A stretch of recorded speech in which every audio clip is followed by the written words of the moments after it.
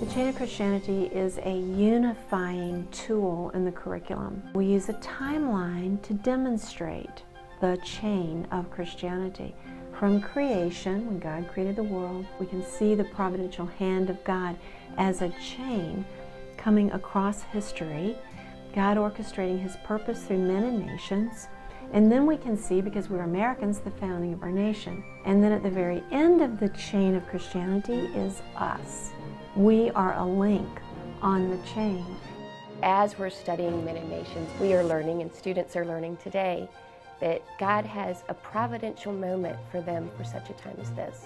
We have timelines in every class, and they can see, and oh, there's a meaning, there's a purpose, and I have a destiny, and they start walking toward that destiny.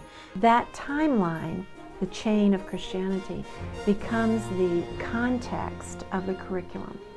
Whether we're teaching math or literature or history or Bible or science, we can point to the chain and show on the timeline when this subject was revealed to man. It creates a whole structure of knowledge. At the front of my classroom is a timeline, and so my timeline follows like the history of Spanish, like when was the Bible first printed in Spanish, when did the Spanish people colonize the Americas, and so they understand that the reason that Spanish is even here is because of the gospel. They kind of understand their place in history and why we're learning what we're learning.